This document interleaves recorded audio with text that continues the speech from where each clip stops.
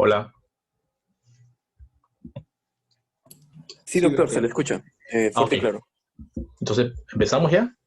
Sí, sí, empezamos. Bueno, Oh, ok. chicos, vamos a iniciar nuestro segundo día de clases acá en el primer curso de interpretación de exámenes auxiliares. Y bueno, tengo el orgullo de poder presentar al doctor John Ceballos, cardiólogo del Hospital Nacional Daniel Alcides Carrión. Así que, doctor, bueno, sin mayor preámbulo, le doy pase para su presentación. Bueno, buenas noches. Primero, siempre agradecer por la invitación. La verdad que para mí es un placer apoyarlo siempre en este tipo de actividades y cursos que ustedes desarrollan para el- mejorar el conocimiento, ¿no? Y las aptitudes de los médicos que se van formando pues día a día, pues, ¿no? Yo soy sanmarquino también, de pregrado, posgrado, así que estoy muy identificado con la institución. Bueno, yo soy cardiólogo, soy el doctor Ceballos, trabajo en el Hospital Carrión, y bueno, el tema que me han encargado el día de hoy a tratar es acerca de la interpretación del electrocardiograma, ¿no? Y biomarcadores cardíacos.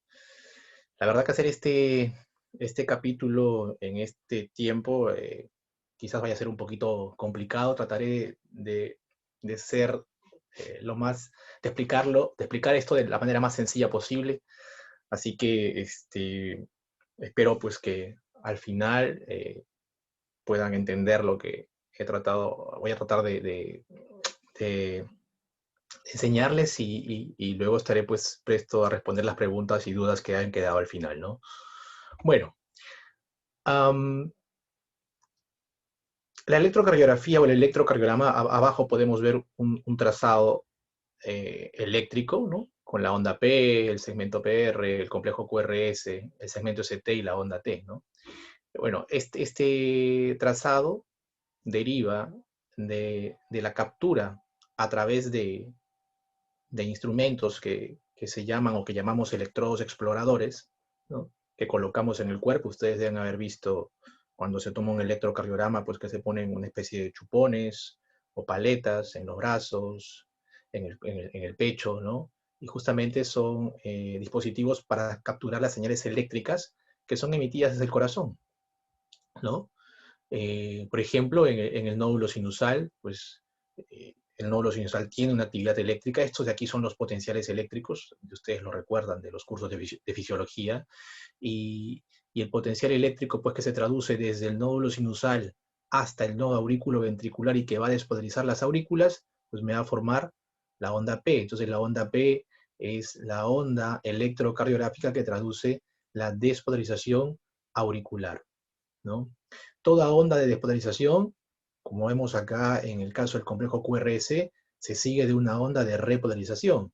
Pero en el caso de la onda P, la onda de repolarización no es visible, no se puede ver, porque esta onda está, digamos, metida dentro del complejo QRS. Entonces, no es que no tenga repolarización eléctrica, sí la tiene, sino que está dentro del complejo QRS y por eso que no la podemos apreciar, ¿no? Entonces, el potencial o el impulso que se genera desde el nódulo sinusal y que atraviesa las aurículas despolarizando, pues va a generar la onda P. Luego que el impulso llega al nodo auriculoventricular, ¿no? Ocurre un retraso normal en la conducción, porque el nodo auriculoventricular está formado por células de conducción lenta, entonces ocurre un retraso en la velocidad de conducción, y este retraso en la velocidad de conducción es lo que se va a traducir como el segmento PR. Entonces, por ejemplo, si yo tengo un paciente que tiene un bloqueo auriculoventricular, que es un problema a nivel del nodo auriculoventricular, donde la conducción está muy enlentecida, bastante enlentecida, entonces, ¿qué pasa con el PR? El segmento PR se va a prolongar y voy a tener, a la hora yo de evaluar mi electrocardiograma, un incremento en la duración del intervalo PR. Y esto pues obviamente traducirá retrasos en la conducción eléctrica en el nodo AB y por tanto un bloqueo auriculoventricular. Por el contrario, si tengo por ejemplo un PR corto, ¿no? Deben haber escuchado los síndromes de PR corto, también llamados síndromes de preexcitación. Entonces, cuando tengo este hallazgo en el electrocardiograma, lo que me está diciendo pues el electro, es que el impulso no está pasando por el nodo aurículo ventricular, porque el nodo aurículo ventricular, como ya decía, es una zona donde el impulso se conduce lentamente, donde hay un retraso en el impulso eléctrico. Entonces, si yo tengo un segmento PR corto, que me está diciendo que la velocidad de conducción es rápida, quiere decir que el impulso no está pasando por acá. El impulso probablemente esté pasando por aquí, ¿no? En una zona que se conoce como vía accesoria, que conecta quizás la aurícula con el ventrículo. Uno de los síndromes o patologías más conocidas de este tipo de problemas, de los síndromes de precipitación, es el conocido Wolff-Parkinson-White, ¿no? Entonces, bueno, siguiendo con la despolarización, después de que el impulso atraviesa el nodo aurículo ventricular, se dirige al haz de His y este se bifurca en una rama izquierda y una rama derecha, ¿no? Y esto lo que va a hacer es despolarizar los ventrículos, ¿no? Y esa despolarización ventricular me va a generar un impulso eléctrico, un potencial de acción que me va a traducir el complejo QRS. El QRS entonces grafica el fenómeno de despolarización ventricular. Cualquier problema que ocurra a nivel de la despolarización ventricular me va a afectar el QRS. Por ejemplo, los famosos bloqueos completos de rama. Viene el impulso por el nodo aurículo ventricular, llega a la rama común de las de His, pero de pronto la rama derecha está bloqueada. No hay conducción por este impulso, por esta rama, y solamente se conduce el impulso por la rama derecha. ¿Qué va a pasar con el complejo QRS? Se va a ensanchar. ¿Por qué? Porque el tiempo que me va a demorar en despolarizarse los ventrículos va a ser mucho mayor que si la rama estuviera intacta. Obviamente, y eso es lógico, ¿no? Es más rápido que se despolarice el ventrículo usando dos ramas que usando solamente una rama. Y me dará el famoso complejo QRS ancho, ¿no? Y la imagen característica de un bloqueo completo de la rama, en este caso bloqueo de la rama izquierda. Lo mismo pasará si se bloquea la rama derecha, se ensancha el QRS y se verá una gráfica que me va a señalar que ahí hay un bloqueo de la rama izquierda completo, ¿no? Y bueno, y le decía que lo que se despolariza debe repolarizarse. Entonces, la onda de repolarización del ventrículo es la onda T. Bueno, eso es un poquito para que entiendan pues de dónde es que aparecen estas gráficas en el papel del electrocardiógrafo, ¿no? Entonces, resumiendo, onda P, onda de despolarización auricular, complejo QRS, complejo de despolarización ventricular, onda T, onda de repolarización ventricular. Esto es un concepto que utilizamos mucho en electrocardiografía, el concepto de vector dipolo. Ustedes van a ver que yo en gran parte de la exposición voy a hablar de vectores, ¿no?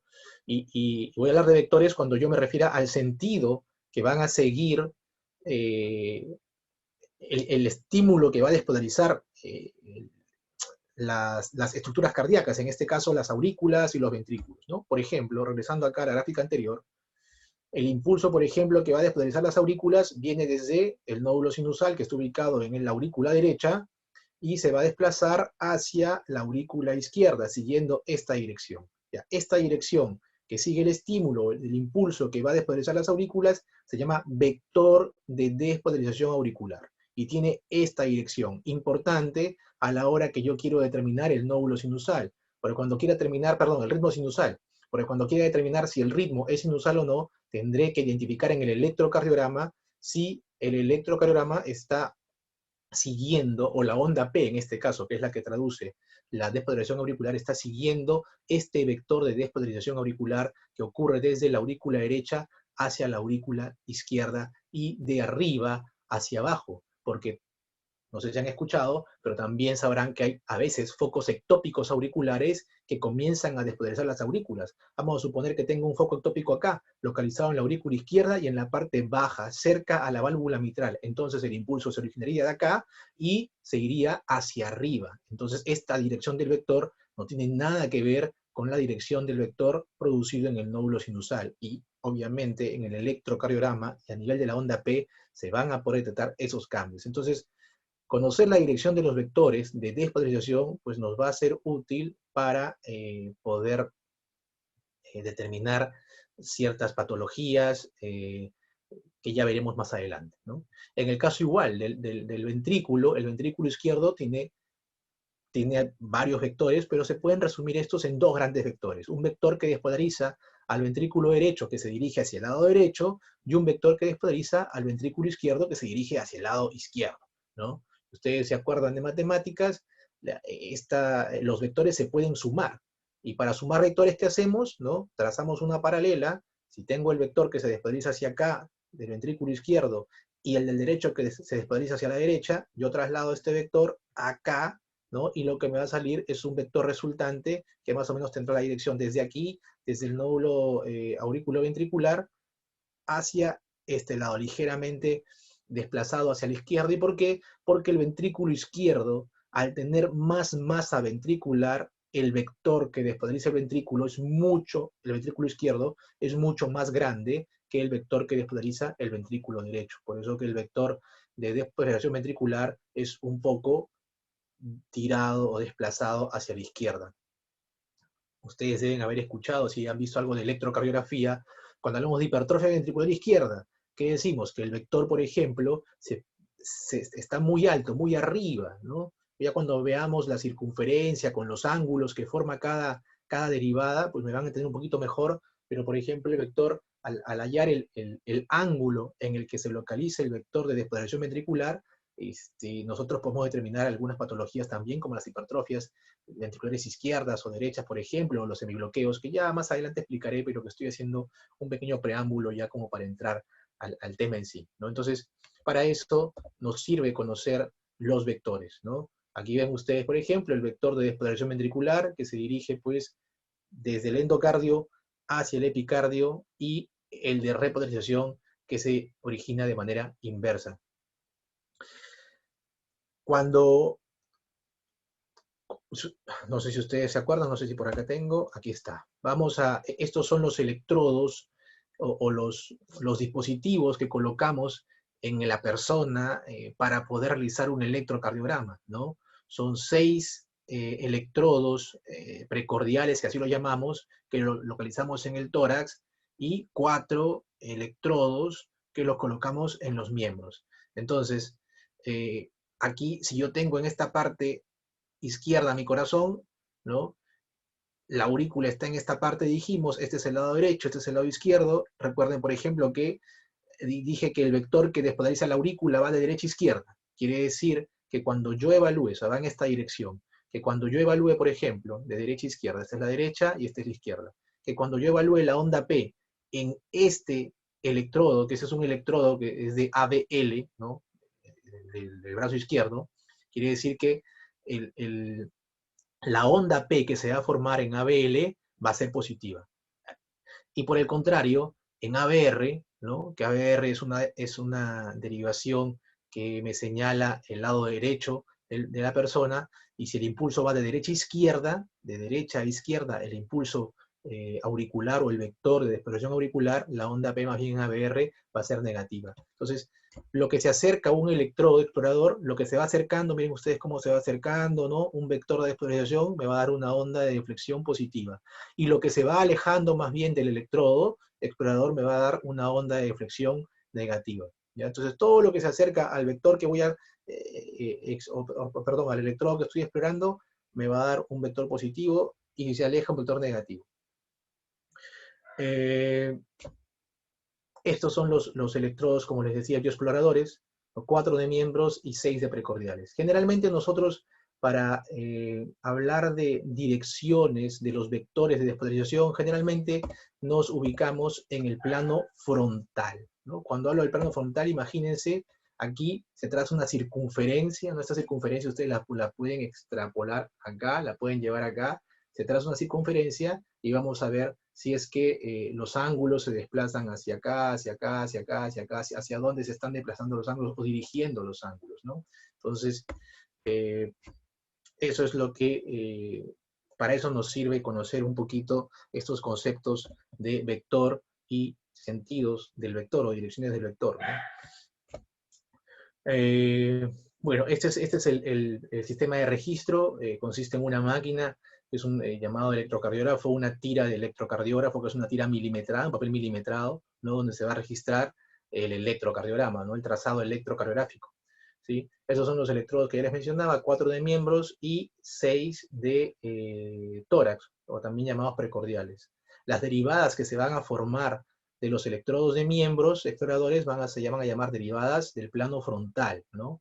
Y las derivadas que se van a formar de las precordiales se van a llamar derivadas del plano horizontal, ¿no? Donde se colocan los electrodos de las precordiales o del tórax. El primer electrodo explorador, o también llamado B1 o V1, como quieran llamarlo, se coloca en la línea paraesternal en el cuarto espacio intercostal derecho. ¿Y cómo contamos este espacio? Nosotros tenemos que localizar el ángulo de Lewis, ¿no? Que es este de acá, ¿no? Donde se encuentra el manubrio external, ¿sí? Y nosotros localizamos el manubrio external, más o menos tratamos de palpar esa rugosidad, ¿no? Que tiene, o esa protuberancia que tiene la cabeza del esternón, y hacia el lado derecho, esto de acá será el segundo espacio intercostal, y de ahí cuento tercero y cuarto espacio intercostal. Allí coloco la derivación B1, B2 va a ser en la línea paraesternal izquierda, también igual en el cuarto espacio intercostal. Después de colocar B2, coloco B4. B4 se va a colocar en el quinto espacio intercostal, en la línea media clavicular, y B3 se va a colocar en la línea que une B2 y B4, justo en el centro de la línea, ¿sí? Después colocamos B5 en la línea axilar anterior, igual en el quinto espacio intercostal, y B6 también en el quinto espacio intercostal, pero en la línea axilar media. ¿Sí? Hay que colocar de manera correcta los electrodos exploradores del tórax o precordiales. En el caso de los electrodos de miembros hay que verificar siempre, aquí está con colores, pero no siempre es así, verifiquen siempre que el electrodo que están poniendo en el brazo derecho sea del brazo derecho, si no van a alterar el electrocardiograma, el del lado izquierdo igual. En el caso de miembros o de piernas, tenemos un electrodo explorador y un electrodo a tierra o neutro. La verdad que el electrodo neutral o a tierra, ustedes podrían colocarlo en cualquier extremidad, o sea, hablo de las piernas, invertirlas si gustan y no haber ninguna variación. Explicarles aquí por este medio es un poquito complicado de entender, pero la verdad que en el tema de piernas quizás no hay que ser tan estrictos en colocar el electrodo explorador en la pierna izquierda y el electrodo neutral en la pierna derecha. Pudiera ser al revés y la verdad que no se va a afectar en nada el trazado, y ustedes si gustan pueden hacer la prueba cuando tengan un electrocardiógrafo, invertir los electrodos de piernas y no va a pasar nada. Pero por un tema de convención, digamos así, y ya por consenso, se ha decidido que el electrodo neutral o el electrodo a tierra se coloque en la pierna derecha y el electrodo explorador de las piernas en la pierna izquierda. Acá sí tengan mucho cuidado en los brazos, nuevamente repito, verifiquen siempre bien que el electrodo del brazo derecho esté colocado en el brazo derecho y el izquierdo en el izquierdo, si no el trazado se les va a invertir y complicar. Entonces, como ya decía, teníamos cuatro electrodos exploradores de miembros que me van a formar las diferentes derivaciones en el plano frontal. Derivación 1, que es la derivación que se forma del electrodo del brazo derecho hacia el electrodo del brazo izquierdo y tiene esta orientación. El vector que se forma, y ya les dije que vamos a hablar de vectores, el vector que se forma es un vector con esta dirección, de derecha a izquierda. Por tanto, por ejemplo, si yo quiero analizar ¿cómo va a ser la onda P en la derivación 1? Ya, la onda P dije que traduce la despolarización auricular. Ya, dije que las aurículas se despolarizaban de derecha a izquierda. Entonces, ¿ese vector de despolarización sigue la derivación 1? Sí, sí la sigue. Entonces, si la sigue, se acerca, entonces me va a dar una onda P positiva, ¿no? Entonces, eso es una forma, por ejemplo, de hallar el ritmo sinusal. En el caso de la derivación 2, es una derivación de cara inferior, se forma del electrodo explorador del brazo derecho con la pierna, en general pierna izquierda, ¿no? Igual también, como dije yo, que era el vector que despolarizaba las aurículas, de derecha a izquierda y de arriba hacia abajo. Casi la dirección que tiene esta, de derecha a izquierda y arriba hacia abajo. Entonces, ¿cómo va a ser la onda P en 2? Positiva, siempre y cuando la onda P sea una onda P de un ritmo sinusal. Entonces, para eso me sirve conocer el concepto de vectores. En el caso de la derivación 3 se forma del electrodo explorador del brazo izquierdo con la pierna, ¿no? Aquí 3 no nos sirve mucho para valorar la onda P, ¿sí? Pero ¿qué pasaría, por ejemplo, si yo me equivoco y pongo este electrodo del brazo izquierdo, lo pongo en el brazo derecho. Al final voy a invertir también mis derivaciones, así que hay que tener mucho cuidado, te repito nuevamente, y verificar que los electrodos de miembros superiores estén bien colocados. Estas derivaciones de arriba que estoy mencionando, 1, 2 y 3, también son llamadas derivaciones bipolares, ¿no? Porque se forman de dos electrodos exploradores. Y las otras derivadas formadas, como son ABR, L y F, son derivadas unipolares, ¿no? Se forman del centro del triángulo, porque acá se forma un triángulo, si ustedes ven, ¿no? Se forma un triángulo, como podemos ver acá. Derivación 1, derivación 2, derivación 3, se forma un triángulo. Y del centro del triángulo hacia el brazo derecho será la dirección de la derivación ABR. Del centro del triángulo hacia el lado izquierdo será la dirección del vector ABL, y del centro hacia abajo será la dirección ABF, de tal manera que vamos a tener dos derivaciones hacia la cara lateral, derivación 1 hacia el lado izquierdo, al igual que L, que apuntan hacia el lado izquierdo, derivaciones laterales, también conocidas como derivaciones izquierdas del plano frontal, ¿no? Y tres derivaciones que miran la cara inferior, D2, D3 y ABF. ABR no mira ninguna cara, no es considerada una derivación derecha, no tiene de verdad mayor relevancia o mucha relevancia en la interpretación del electrocardiograma, excepto para algunas cosas, ¿no?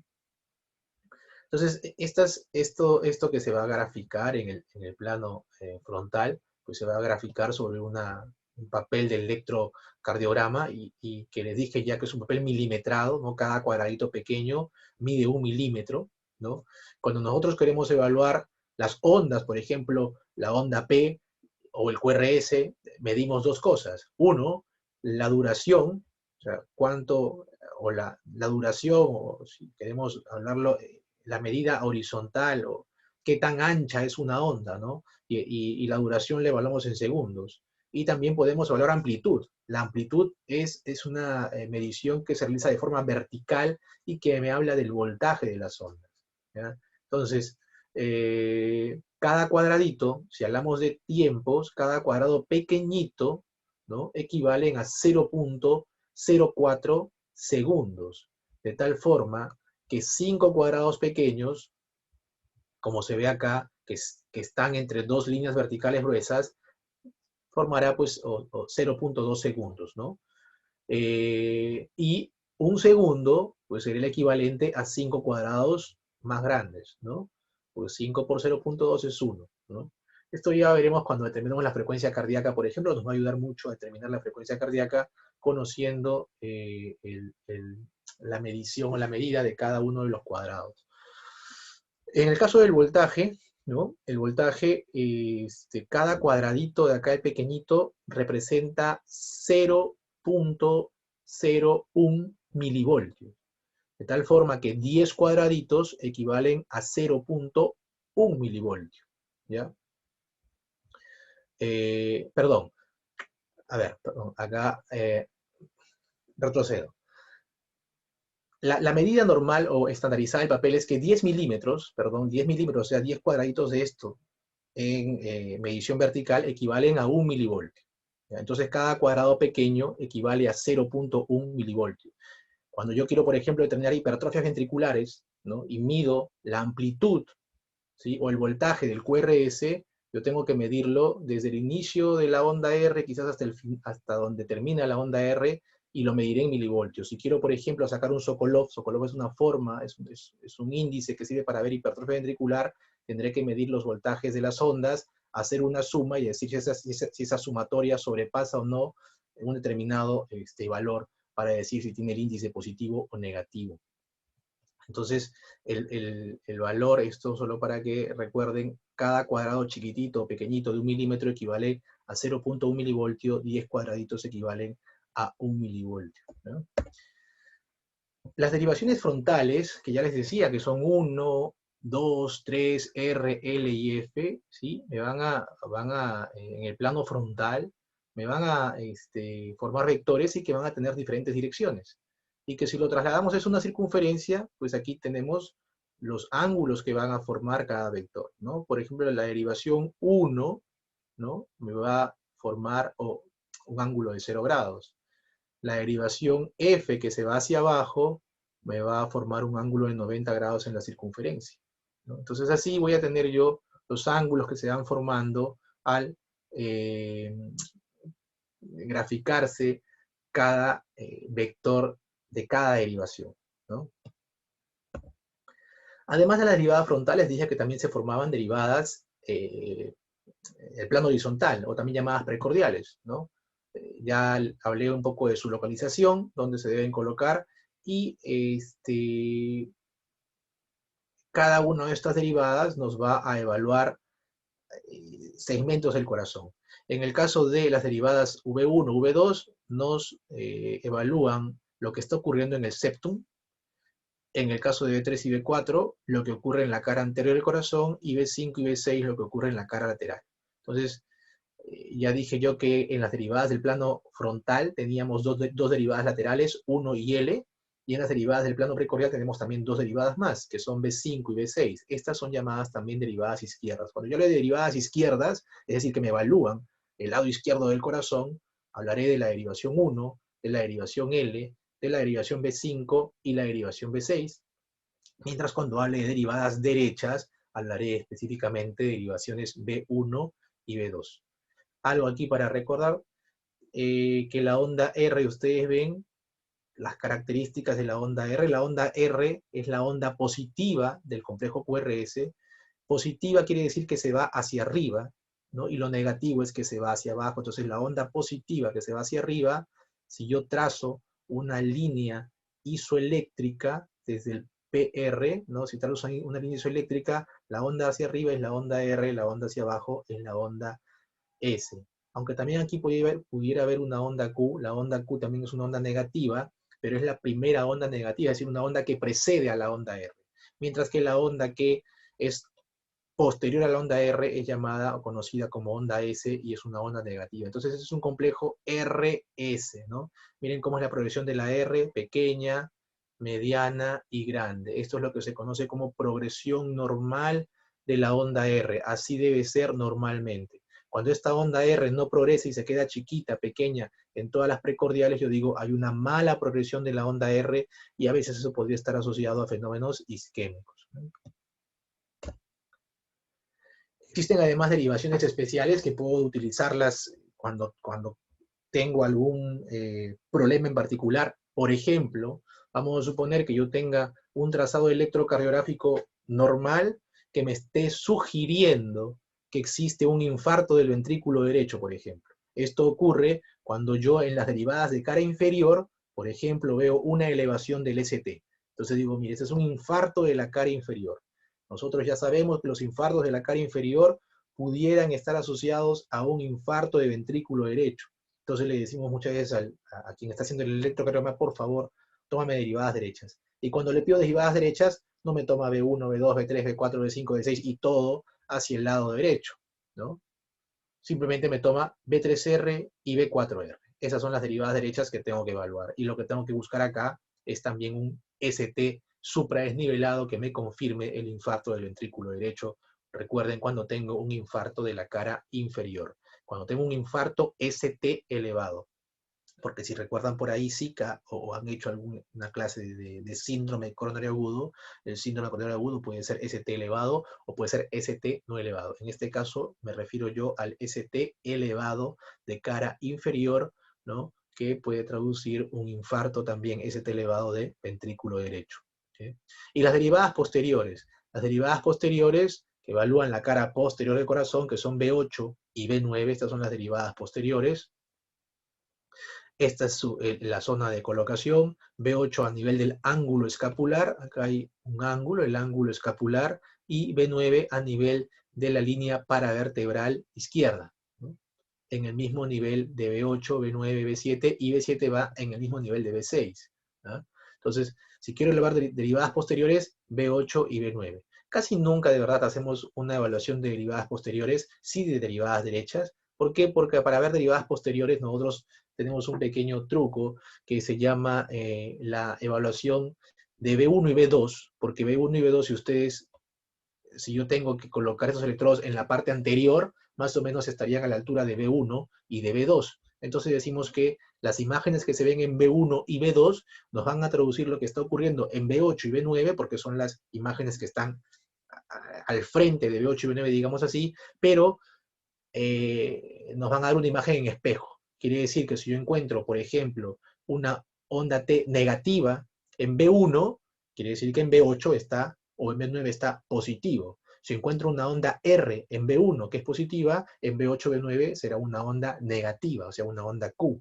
y así, ¿no? Un ST que está supradesnivelado me indicará que hay un ST infradesnivelado en la cara posterior. Entonces, valorando B1 y B2, y asumiendo como una imagen en espejo, yo podría decir que también hay un compromiso de la cara posterior del corazón, ¿no? Bueno, ahora sí, después de este pequeño preámbulo, vamos a pasar a lo que es interpretación del electrocardiograma, ¿no? Vamos a hablar primero del electro normal y de ahí algunas pequeñas alteraciones que se pueden derivar de esta interpretación, ¿ya? El electrocardiograma, pues, se evalúa. Hay una secuencia para la evaluación, es bueno conservar el orden y sobre todo cuando uno está aprendiendo electrocardiografía siempre es bueno que conserve el orden. Yo sé que al comienzo uno va a tener las ganas de querer identificar, interpretarlo de manera rápida, pero por experiencia le digo que no, que tengan paciencia si quieren aprender esto y que sigan paso a paso la interpretación que ahora yo les voy a enseñar. Primero vamos a empezar con una evaluación que llamamos evaluación cuantitativa. ¿Y por qué cuantitativa? Porque esto nos va a medir números, valores. La frecuencia cardíaca, que es un valor, el intervalo PR, que también es un número, el complejo QRS de la duración, que también tiene un número, el intervalo QT, y los ángulos, ¿no? De la onda P, del QRS y la onda T. Y después de esta interpretación pasamos a la evaluación cualitativa, es decir, ver la morfología de las ondas. Y mi onda P está grande, está ancha, mi complejo QRS es lo mismo, el ST está supradesnivelado, infradesnivelado, la onda T como está, positiva o negativa, hay ondas Q o no, esa es una evaluación cualitativa. Entonces vamos a empezar con la evaluación cuantitativa y como dije, comenzamos por la frecuencia cardíaca. Existe, ¿verdad?, varias formas de interpretar la frecuencia cardíaca para no complicarnos, ¿ya? Yo lo que les voy a decir es que la frecuencia cardíaca puede obtenerse dividiendo 1500 entre la cantidad de cuadraditos pequeños. Ustedes cuentan cuántos cuadrados pequeños, por ejemplo, acá hay 5, 10, 15, 20 cuadrados pequeños. 1500 entre 20 va a ser igual a 100. Entonces la frecuencia cardíaca, yo diría acá, perdón, 75. Yo diría acá que 75 latidos por minuto la frecuencia cardíaca, ¿no? Estos números que están acá, 300, 150, 100, quizás ustedes, si han hecho ya electrocardiograma, deben haber visto, o su profesor les ha enseñado seguro, que hay una forma rápida, ¿no? Yo localizo, por ejemplo, un complejo QRS que caiga pues, aquí en una línea vertical, como este, por ejemplo, que está acá, y voy contando en retro, ¿no? 300, 150, 100, 75. Ah, ya, la frecuencia cardíaca es en 75. O sea, hay que memorizar estos números de acá, ¿no?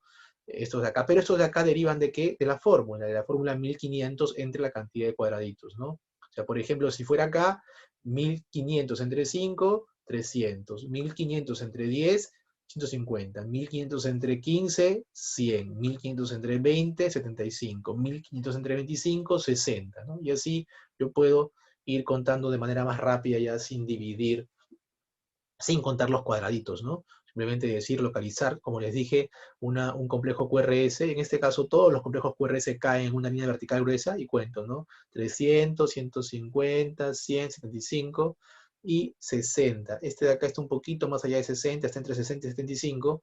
Entonces, ya en ese caso puedo utilizar la fórmula de 1500 sobre el número de cuadraditos. Hay otra fórmula también, pero no otra forma en todo caso, más que fórmula de obtener la frecuencia cardíaca, pero la verdad que por este medio de virtual no les podría explicar, tendría que tener una pizarra a la mano y hacerlo de manera presencial porque si no los voy a confundir un poco. Así que de manera sencilla, digamos así, la frecuencia cardíaca obténganla por ahora dividiendo 1500 entre la cantidad de cuadraditos. Luego de la frecuencia cardíaca decía que evaluamos ahora el ritmo. Yo estaba hablando ya del ritmo sinusal, por ejemplo, ¿no? El ritmo sinusal, ¿qué cosa significa ritmo sinusal? El ritmo sinusal significa, aquí tenemos, por ejemplo, la aurícula derecha, tenemos la aurícula izquierda. ¿Se acuerdan que el nódulo sinusal estaba en la parte superior de la aurícula derecha? Y el impulso o el vector que despolarizaba las aurículas se dirigía en esta dirección. Entonces, ritmo sinusal significa que el ritmo o el estímulo que despolariza a las aurículas se inicia desde el nódulo sinusal. Y si se inicia el nódulo sinusal, tiene esta dirección, de arriba hacia abajo, de derecha a izquierda, ¿no? No se inicia de la aurícula izquierda, no se inicia de la parte baja de la aurícula derecha, porque si no ya no sería ritmo sinusal, porque sería un ritmo que se está originando en otra parte distinta al ritmo sinusal. Ritmo sinusal es un ritmo que se origina desde el nódulo sinusal y tiene esta dirección, de derecha a izquierda y de arriba hacia abajo. Entonces, este vector que se forma, yo voy a evaluarlo en el plano frontal. Acá hay una circunferencia, como les decía, y voy a trasladar este vector a mi plano frontal, ¿no? Más o menos tiene esta dirección, ¿sí? Entonces, primera característica para hablar de ritmo sinusal, que exista una onda de despolarización auricular. ¿Y cuál era esa onda de despolarización auricular? La onda P. Entonces, presencia de onda P. ¿Hay onda P en este electro, por ejemplo? Sí, hay onda P por acá, onda P por acá, onda P por acá, onda P por acá. Entonces, una onda P presente en el electrocardiograma, que preceda a los complejos QRS. Luego de ver si la onda P está o no está presente, tengo que evaluar la dirección de este vector de despolarización. Dije yo que venía de derecha a izquierda, de arriba hacia abajo. Entonces veré cómo es en la derivación 1. ¿Se acuerdan que la derivación 1 era una derivación que se formaba desde el brazo derecho hacia el brazo izquierdo, siguiendo esta dirección? Entonces miren, el vector de las aurículas sigue la dirección de 1. Entonces la onda P, como está siguiendo la dirección en 1, será positiva. P positiva en 1, P positiva en 1. Perfecto. Vamos a ver en 2. La onda P se dirige de arriba hacia abajo, derecha a izquierda. ¿Cómo es 2? 2 es casi parecido, de arriba hacia abajo, derecha a izquierda. Entonces, ¿tiene la dirección de 2? Sí, entonces la onda P será también positiva en 2. ¿Sí?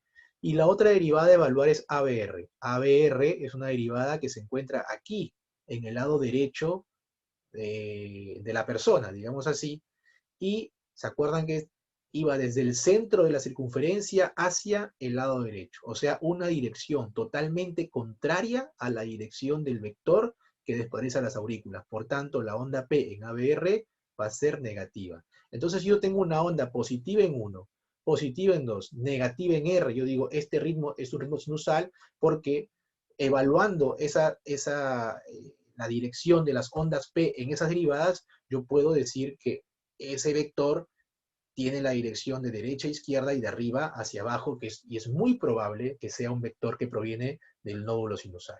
¿Sí? Para eso sirve la evaluación de los vectores de despolarización. ¿Sí? Entonces ya tengo la frecuencia cardíaca, 1500 entre la cantidad de cuadraditos. Sabemos que la frecuencia normal o intervalo va de 60 a 100 latidos por minuto. Luego, la evaluación del ritmo, si es ritmo sinusal o no es ritmo sinusal. Si no hay onda P, ¿no? Si no hay onda P, entonces definitivamente no es un ritmo sinusal, ¿sí? Así que tiene que haber, partamos primero por presencia de onda P, que tiene esas características, P positivo en 1, P positivo en 2, negativa en R, y que precede la P a todos los complejos QRS. Después del ritmo, evaluamos el intervalo PR. Yo les había dicho ya que hay un segmento que viene después de la onda P, porque la onda P traduce la despolarización de las aurículas. Después de que las aurículas se despolarizan, pasa el impulso al nodo auriculoventricular. Este segmento que se forma, que es el segmento PR, que va desde el final de la onda P hasta el inicio del QRS, traduce el tiempo en que se demora el recorrido por el nodo auriculoventricular. Pero como no medimos el segmento PR, medimos intervalo. Intervalo involucra la onda P más el segmento PR, entonces nosotros a través de la medición del intervalo PR podremos determinar ciertas alteraciones en la conducción del nodo auriculoventricular. Debemos para ello conocer cuál es el intervalo normal, PR. El intervalo PR normal va de 0.12 segundos a 0.20 segundos. Si lo trasladamos a cuadraditos pequeñitos, dijimos que un cuadrado pequeñito equivalía a 0.04 segundos.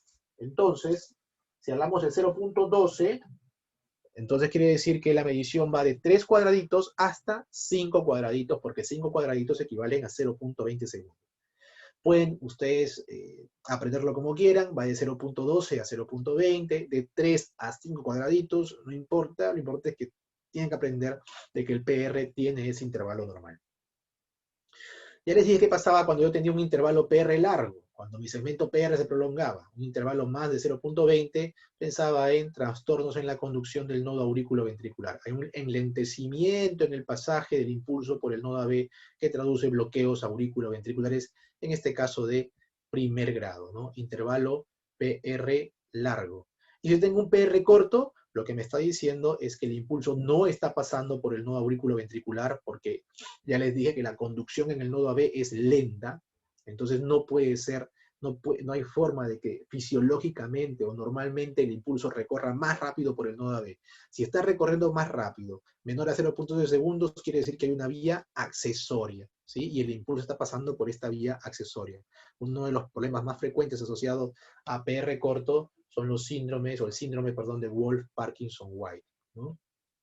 Entonces ya tenemos, evaluando la frecuencia cardíaca, si está por debajo de 60, yo digo hay bradicardia; si está por encima de 100, digo hay taquicardia; si el ritmo es sinusal, pues un ritmo normal; si no es un ritmo sinusal, estaré frente a una arritmia; si mido el intervalo PR y este es corto, digo hay un síndrome de preexcitación o una vía accesoria; y si mido el PR y es largo, digo aquí hay un bloqueo aurículo-ventricular de primer grado. Y así vamos ya descifrando algunas alteraciones que pueden suceder producto de la evaluación de esta primera parte del electrocardiograma. Después del PR, que sigue, el QRS. Entonces vamos a evaluar el QRS en duración. En esta parte que consiste en la evaluación cuantitativa, yo voy a evaluar la duración del QRS, es decir, cuánto mide de ancho el QRS, no de alto, sino de ancho. Voy a evaluar duración. Y la duración del QRS va de 0.06 segundos a 0.10 segundos. Si lo quieren en cuadraditos, será 1,5 cuadraditos a 2,5 cuadraditos. Esta es la duración normal. Hablamos de QRS ancho cuando el QR mide más de 0.12, mayor o igual a 0.12 segundos. Entonces ustedes ven, oiga doctor, pero hasta 0.10 es normal y me dice que ancho es de 0.12. Entonces entre 0.10 y 0.12, ¿qué cosa es? ¿No? Bueno, entre 0.10 y 0.12 se conoce simplemente como un trastorno en la conducción intraventricular, porque recuerden que el QRS es sinónimo de la despolarización o de la conducción del impulso eléctrico por los ventrículos. Por eso que se dice, no está ancho el QRS, pero está un poco más allá de 0.10, no es normal, simplemente porque debe haber una mayor duración en el tiempo en el que se conduce el impulso por los ventrículos. Eso se llama trastorno de la conducción intraventricular, muy frecuente, por ejemplo, en pacientes con hipertrofia ventricular izquierda, ¿no? Pacientes que tienen hipertrofia, y esto uno lo puede imaginar, en el corazón hipertrófico la masa muscular es más ancha, entonces es obvio que el impulso va a demorar mucho más tiempo en despolarizar esa masa ventricular que está engrosada, ¿no? Entonces va a haber un incremento en la duración del QRS que la mayoría de veces no sobrepasa los 0.2 segundos, pero que sí va más allá de 0.10. Entonces, a veces ese incremento o ese trastorno en la conducción del complejo de intraventricular puede traducir hipertrofias ventriculares, derecha o izquierda, ¿sí? Aquí hay algunas causas frecuentes de prolongación ensanchamiento del QRS o incremento en la duración. Ya les dije yo que el QRS se despolarizaba por dos vías, por la rama derecha y por la rama izquierda. ¿Qué pasaba si una de las vías estaba bloqueada? El impulso o la despolarización ventricular iba a demorar mucho más, por tanto el QRS se iba a ensanchar. Entonces, cuando yo tengo un QRS ancho que mide de 0.12 a más, lo primero que tengo que pensar, porque es lo más frecuente, es que probablemente hay un bloqueo completo de rama, o derecha o izquierda, y esto me va a dar cierta morfología en el complejo QRS. Los ritmos que provienen del ventrículo, en este caso serían extrasístoles, ¿no? O arritmias, ¿no? Ya estamos hablando de un ritmo que no viene del nódulo sinusal. Es un foco ectópico del ventrículo y desde el ventrículo está despolarizando todo el corazón. Entonces los ritmos ventriculares también nos van a dar QRS anchos. La vía accesoria, el síndrome de Wolff-Parkinson-White, ¿sí? Además del PR corto, me va también a ensanchar el QRS, porque la vía accesoria se localiza hacia el lado derecho del corazón o hacia el lado izquierdo, pero no está en el centro, ¿sí? Entonces, como sí lo está el nodo auriculoventricular, entonces se va a comportar como un bloqueo de rama derecha o como un bloqueo de rama izquierda. Es decir, la despolarización ventricular va a empezar por el ventrículo derecho o por el ventrículo izquierdo. No va a ser de manera simultánea por ambos ventrículos como ocurre en la conducción normal. Y es por eso que el QRS del Wolf también se ve ancho. Es otra característica del Wolf. PR corto, QRS ancho. Y la famosa onda delta, de la que ya hablaremos más adelante, ¿no? Los ritmos de marcapaso también me producen QRS anchos. ¿Por qué? Porque el marcapaso pues, es un dispositivo que se coloca en el ventrículo derecho del paciente, ¿sí? Entonces igual, cuando el estímulo arranque desde el ventrículo derecho, lo mismo. Primero se va a despolarizar el ventrículo derecho y después el ventrículo izquierdo. No ocurre una despolarización simultánea como ocurre en la conducción normal. Entonces, si empieza por un ventrículo y luego sigue el otro, también es normal que veamos un QRS ancho en los ritmos de marcapaso. Y también las alteraciones electrolíticas, dentro de ellas la hipercalemia. La hipercalemia es la que me ensancha más el QRS, ¿no? Aquí algunos ejemplos. Por ejemplo, este es un bloqueo completo de la rama derecha. Aquí ustedes pueden ver un ventrículo. Este es el lado derecho del corazón, este es el lado izquierdo. Aquí vemos que, acá ustedes ven, se cortó la rama, no hay conducción por la rama derecha, así que todo se conduce por la rama izquierda, ¿sí? Entonces, el bloqueo de la rama derecha me va a dar esta morfología. Primero voy a encontrar un QRS ensanchado y segundo voy a tener estas características, que en la derivación B1 voy a tener el famoso patrón RSR, algunos lo llaman orejas de conejo. Y en la derivación B6 voy a tener el patrón R y S, pero acá la característica principal es que la onda S es ancha. Entonces, ¿y por qué tomo B6? ¿Y por qué tomo B1? Ya les hablé yo que les dije, ¿no? B1 y B2 son derivadas derechas. B5, B6, 1 y L son derivadas izquierdas. Entonces tomo una de las derivadas izquierdas y tomo una de las derivadas derechas. Yo podría acá también tomar B2 y aquí tomar 1 de repente o tomar L, al final la que yo quiera. El tema que esto quiere decir que en las derivadas izquierdas, como son 1, L, B5, B6, este es el patrón. Empastamiento o ensanchamiento de la onda S. A veces hay una melladura en la onda S, pero la onda S es ancha, es la característica del bloqueo de rama derecha.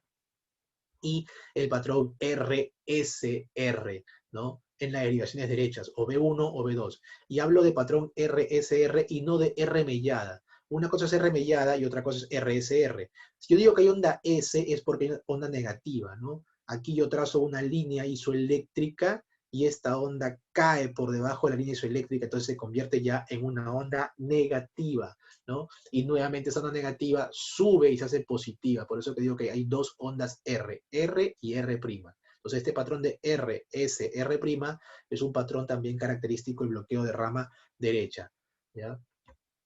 Aquí tenemos un electrocardiograma, vemos acá muy claro el empastamiento de la onda S, que es característico. Miren, derivadas izquierdas, 1, L, B5 y B6, y derivadas derechas, B1 y B2, el patrón RSR, ¿no? Bloqueo completo de la rama derecha, y si ustedes miden el QRS, este está más de 0 puntos. Aquí medimos, por ejemplo, este QRS empieza acá, este mejor, empieza acá y termina acá el QRS. Aquí tenemos 1, 2, 3 cuadraditos y medio. 3 cuadraditos y medio es igual a 0.14, porque cada cuadradito es 0.04, 0.04, 0.08, 0.12 y la mitad 0.14. Está súper ensanchado porque el QRS va hasta 0.10. Si tengo un QRS ancho, les dije lo primero y lo más frecuente, pensar en bloqueos. Y si pienso en un bloqueo de rama derecha, esta es la morfología. Es empastamiento de la onda S en derivadas izquierdas, si quieres solamente miras 1 o miras B6, y patrón RSR en derivadas derechas, si quieres solamente miras B1. En el caso del bloqueo de rama izquierda, esto es lo que vamos a ver, aquí sucedió al revés, aquí la rama derecha es la que está conservada, ¿sí? Mientras que la rama izquierda es la que está bloqueada. Entonces todo ocurre de derecha a izquierda. Y aquí, en las derivadas izquierdas, como son 1, L, B5, B6, vamos a ver una R ancha. Y acá sí, esta R, si yo le hago una orejita acá, como una orejita de conejo chiquita, aquí puedo hablar de R mellada, ¿ya? R mellada. Si esta orejita bajara hasta acá por debajo de la línea eléctrica, ya sería patrón RSR. Pero generalmente los bloqueos de rama izquierda te dan simplemente una pequeña melladura o una muesca en la parte más alta de la onda R. Entonces, en derivadas izquierdas, onda R ancha, alta, y en derivadas derechas, un patrón R pequeñito con una onda S profunda, o también a veces podemos ver simplemente onda QS. No hay esta onda R desaparece y todo es una onda negativa. Se llama onda QS. Vamos a ver un ejemplo. Aquí, por ejemplo, vemos el patrón QS, no tenemos la onda R pequeñita como veíamos en el otro lado. No tenemos esta onda chiquita que se ve acá abajo en B3, ¿no?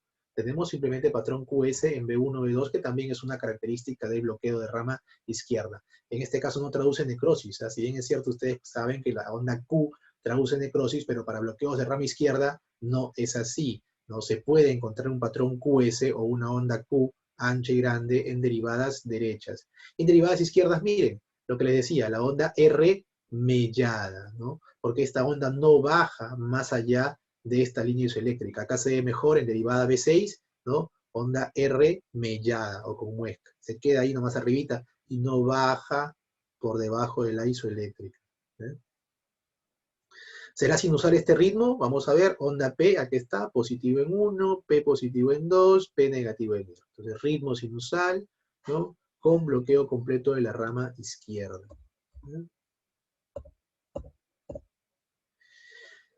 Aquí están las extrasístoles ventriculares, miren cómo es un ritmo normal, el complejo QRS está angosto, mientras que acá se ensancha el complejo QRS porque tenemos un ritmo que viene desde el ventrículo probablemente. Entonces hay un foco ectópico ventricular que me está dando extrasístoles ventriculares que me ensancha el QRS.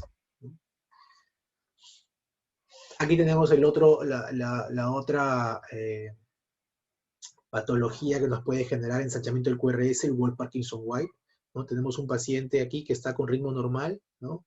QRS angosto, QRS angosto, QRS angosto, de pronto ya el QRS se comienza a alterar y vemos acá, por ejemplo, la presencia de una onda P, que está aquí, PR corto, prácticamente ni siquiera se ve el segmento PR, porque luego de la onda P prácticamente viene el QRS, y esto de aquí que se ve como una onda, como una cubeta, eso es lo que se llama la onda delta, ¿no? Entonces, PR corto más onda delta más QRS ancho, porque ustedes comparen este QRS con este QRS, obviamente este QRS es mucho más ancho, entonces esto es un sinónimo de Wolff-Parkinson. Es un paciente que tiene una vía accesoria, pero que no siempre el impulso se traslada por la vía accesoria. A veces se traslada por el sistema normal de conducción y otras veces por su vía accesoria. ¿Sí? Y los marcapasos, acá les decía un cable de marcapaso, este es la fuente, ¿no? La pila, si quieren llamarlo así.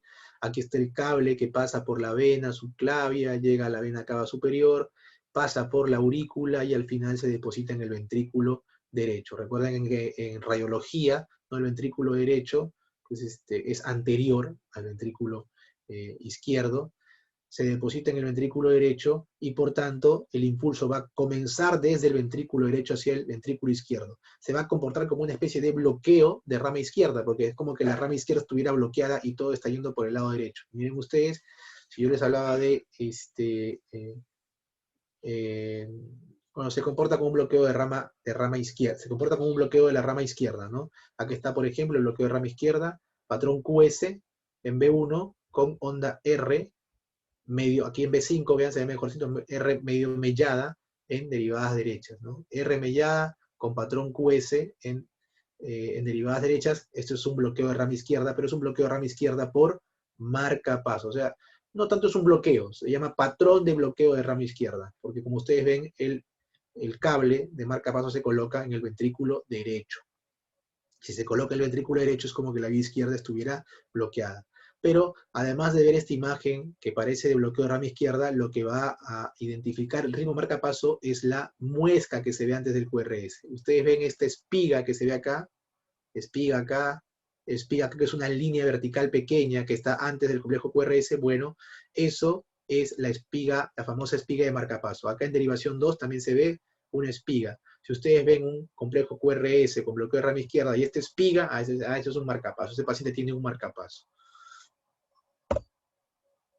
La hipercalemia era otro trastorno que ensanchaba el QRS. Lo primero que va a producir la hipercalemia es alteración en la onda T. La onda T se hace prominente y después si la hipercalemia sigue, si el potasio sigue incrementándose en la sangre, ya no solamente se va a afectar la onda T, sino el complejo QRS se va a ensanchar y posteriormente la onda P se va a aplanar, ¿no? Entonces, ensanchamiento del QRS a veces puede ocurrir por fenómenos electrolíticos. Generalmente si hay hipercalemia y hay ensanchamiento del QRS, también veremos prolongación del QT y bradicardia, seguramente.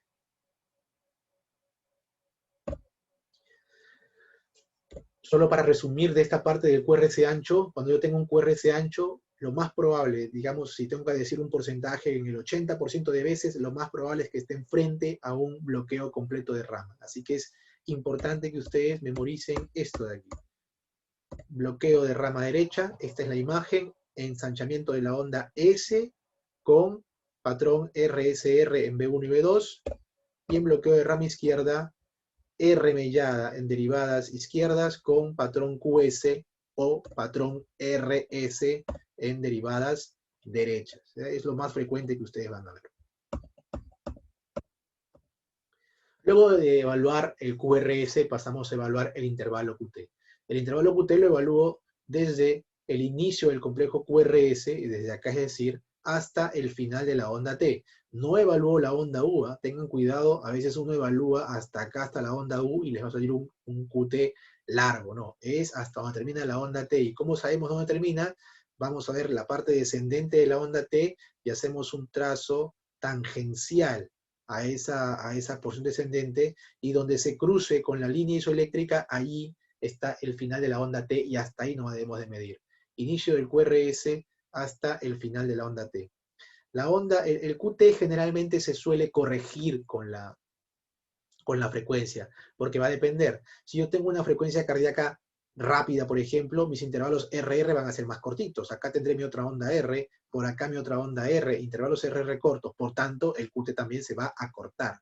Mientras cuando tengo bradicardias, cuando mi intervalo RR es mucho más largo y mi otra onda R está por acá, también el QT se va a prolongar. Entonces, el QT varía con la frecuencia cardíaca, por eso que generalmente se recomienda corregir el QT según la frecuencia cardíaca. Y existe una fórmula, que es la fórmula denominada fórmula de Bassett, donde es una relación entre la medición en segundos del intervalo QT, es decir, tú mides de aquí hasta acá cuántos cuadraditos hay. Vamos a suponer que haya 9 cuadraditos. Lo multiplicas por 0.04 para tenerlo en segundos y estaríamos hablando de 0.36 segundos. Eso pongo acá arriba, 0.36 segundos. Y abajo la raíz cuadrada del intervalo RR. Pero se mide el RR que precede al QT que tú has medido. No vas a medir el QT, vamos a suponer en la derivación 3, y de pronto vas a medir el RR en la derivación B5. Estás midiendo en derivadas distintas para empezar. Tiene que ser en la misma derivada y el RR que precede al QT que tú has medido. Si yo mido este QT, mediré el RR que está anterior al QT que medí. Igual, mido la cantidad de cuadraditos que hay dentro entre R y R, vamos a ver 25 cuadraditos. 25 por 0.04 es 1, será la raíz cuadrada de 1, y ese es mi intervalo QT. ¿Y cuánto es el QT normal? El QT normal va de 0.34, es decir, mayor a 0.33, hasta 0.44. O sea, ya 0.45 ya es un QT largo. Entonces, si el QT corregido está en ese rango entre 0.33 y 0.45, digo que es un QT normal. Si está más allá de 0.45, mayor o igual, hablo de QT largo. Si está por debajo de 0.33, hablo de QT corto. Causas de QT largo: hipercalemia, como ya les dije. La hipercalemia te altera la onda T, te ensancha el QRS, te prolonga el QT. También la hipocalcemia te produce alteración, alargamiento del QT. Muchos fármacos antiarrítmicos, la miodarona, la quinidina. En general hay varios fármacos que te pueden prolongar el QT. Cuando yo tengo un electrocardiograma en un paciente y encuentro un QT largo, tengo que hacer una buena anamnesis, ¿no? Dosarle electrolitos, por ejemplo, también, preguntarle sobre la medicación que está usando. De repente usa, por ejemplo, un antibiótico. Usa acitromicina, que ahora último se está usando mucho en COVID, ¿no? La acitromicina prolonga el QT. La hidroxicloroquina también prolongaba el QT, por eso que decían que ten mucho cuidado con la asociación de hidroxicloroquina más acitromicina, porque estamos con dos drogas que prolongan el QT. ¿Y qué pasa si se prolonga el QT? Hay una mayor predisposición a fenómenos arrítmicos, ¿no? Que pueden ser graves en muchos casos. Entonces, hay que estudiar y qué fármacos está usando el paciente o la persona para ver si es que alguno de esos fármacos está asociado a su prolongación del QT. Y también existe pues el fenómeno de QT largo congénito, pero que es un fenómeno con el que el paciente nace, pues, ¿no? Y el QT corto si el QT está por debajo de 0,33. Generalmente no, drogas que acortan el QT no, sí alteraciones electrolíticas. Si hablamos de hipercalemia que prolonga el QT, generalmente la hipocalemia puede acortar un poco el QT, igual la hipercalcemia, ¿no? También acorta el QT. Aquí, por ejemplo, vemos algunas alteraciones electrolíticas, alteraciones del calcio, ¿no? Esto es un electro normal, vemos acá el segmento ST y la onda T. ¿Qué pasa cuando hay hipercalcemia? ¿No? Aquí les traje el potencial de acción del miocardio ventricular, porque esto de aquí, el QRS y la onda T, me hablan del ventrículo. Entonces, tenemos una primera parte que es la parte de la despolarización, que correspondería al QRS, la despolarización ventricular, y luego desde 2 hacia abajo ya es la fase de repolarización. 2 correspondería a la parte del ST y 3 y 4 corresponderían a la parte de la onda T. Entonces, cuando yo hablo de problemas con el calcio es un ion que interviene aquí en la zona de meseta, es decir, en el ST. Si yo tengo mucho calcio en el extracelular, estoy con hipercalcemia, la fase 2 se va a cortar, va a ser mucho más rápida. Por tanto, la hipercalcemia me va a cortar el ST. Ven, aquí el ST está normal y sin embargo acá desapareció el ST. Por tanto, se acorta el QT. Se acorta el QT a expensas de que se acortó el ST, la hipercalcemia. Y si tengo poco calcio, más bien se va a alargar la meseta porque va a demorar mucho más en terminar la fase de meseta. Entonces, si se alarga la meseta, se alarga el ST. Miren cómo se alarga el ST y esto me dará una prolongación del intervalo QT. Entonces, la hipercalcemia o la hipocalcemia me producen problemas a nivel del segmento ST, pero que me van a dar alteraciones en el intervalo QT. Hipocalcemia, alargamiento del ST y obviamente prolongación del QT.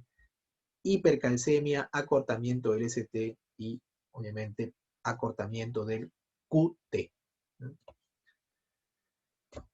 Las alteraciones del potasio, en el caso de la hipercalemia, lo que ya les decía, eso es un electro normal, de pronto la T se hace picuda con los incrementos de potasio, después de que la onda T se hace picuda, la onda P también miren cómo se va aplanando, luego la P desaparece, el QR se hace muy ancho y después ya sucede esto. Parecen unos sinusoides, pero aquí está el RS y la onda T superpicuda, ¿no? Entonces, esto se ve en hipercalemia severa, ¿no? Por encima de 9 generalmente, o 10 de potasio. ¿Eh?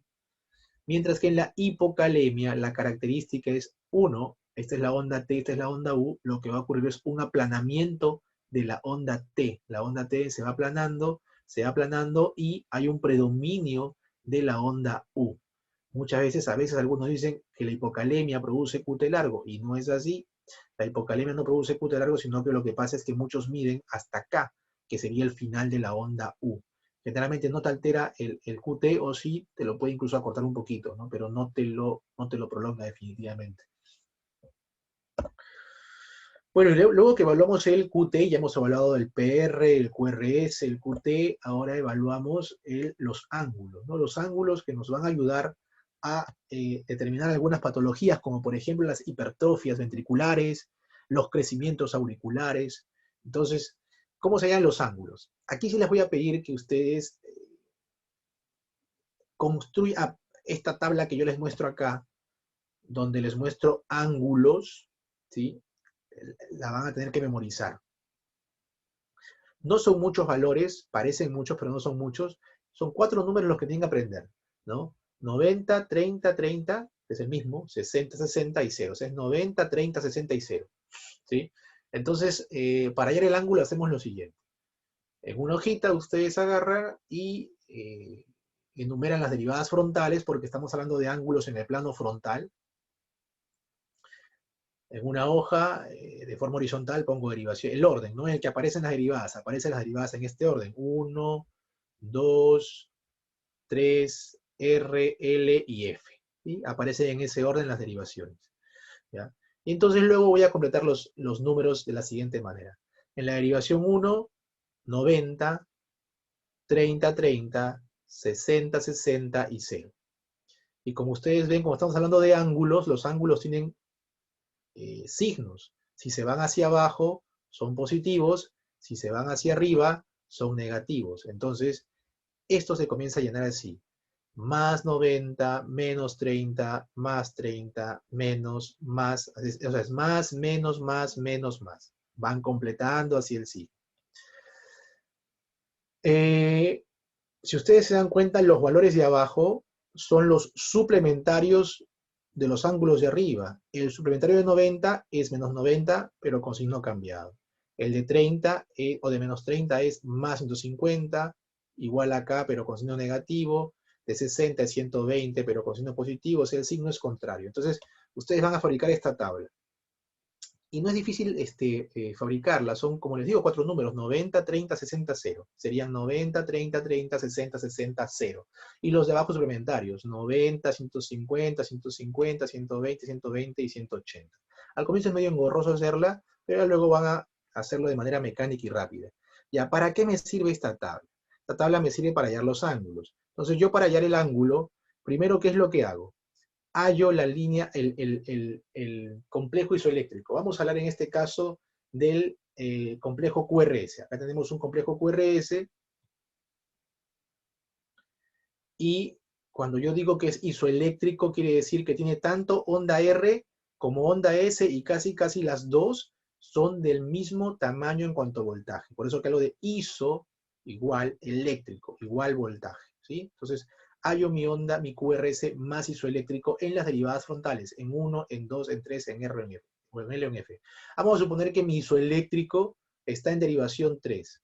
Entonces con mi tabla yo digo, bueno, si la isoeléctrica está en 3, hablando del complejo QRS, quiere decir que ese vector que está despolarizando el ventrículo izquierdo está siguiendo este ángulo, o más 30, o menos 150, que está siguiendo simplemente esta línea de acá. Ahora, ¿cómo sé si el vector que está despolarizando el ventrículo se está yendo hacia abajo o se está yendo hacia arriba? Miro mi derivación 1. Y si en 1 este complejo QRS es positivo, yo digo, entonces mi ángulo es más 30. Si en 1 fuera negativo, digo, este ángulo es menos 150. ¿Ya? Otro ejemplo, si mi onda bifásica o isoeléctrica cae en ABF, entonces yo digo, si cae en ABF yo tengo dos posibilidades. O que el ángulo sea 0 grados, o que el ángulo sea 180 grados. No sé si está yendo para acá, o está yendo para acá. Entonces voy a mirar cómo está el QRS en 1.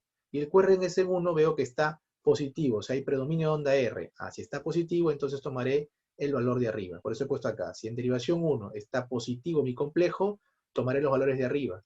Si en derivación 1 está negativo, tomaré los valores de abajo. Vamos a ver esto con ejemplos en el electrocardiograma para que sea más sencillo. ¿Ya? Entonces, hay otras formas ya los ángulos seguramente, pero para mí de verdad construir esta tabla y aprendérsela, que no es nada complicado, yo creo que va a servir mucho para que ustedes puedan hallar de manera rápida los ángulos. ¿Sí? Ahora, ¿de cuánto a cuánto va el ángulo del QRS normal? El ángulo del QRS normal va de menos 30 hasta más 110, es decir, desde aquí hasta acá. Quiere decir que el vector que despolariza los ventrículos se puede ir en esta dirección o puede ir en esta dirección. Si yo tuviera un desplazamiento más allá de menos 30, pudiera quizás estar hablando de un crecimiento o una hipertrofia del ventrículo izquierdo. Si tuviera un desplazamiento del vector más a la derecha, pudiera estar hablando de una hipertrofia del ventrículo derecho. Para el caso de las aurículas, lo mismo. La onda P, hallo la onda P más isoeléctrica. La P isoeléctrica es aquella P bifásica, o sea, que tiene componente positivo y negativo, o la P plana. Digo, la P bifásica en derivadas frontales está en derivación ABR. Entonces, si está en ABR, yo tengo dos posibilidades, o que esté en menos 60, o que esté en más 120 la dirección de mi vector. Me fijo en 1. ¿Cómo está mi onda P en 1? Positivo está la onda P en 1. Entonces quiere decir que el vector se está yendo hacia arriba. Lo mismo con la onda T. Hallo la onda T bifásica y dependiendo de dónde esté, podré localizar el ángulo. A ver, acá por ejemplo, vamos allá, no, vamos a hablar en este ejemplo que parece un electro más, a ver, en este, ¿no? Plano frontal, 1, 2, 3, R, L y F, ¿sí?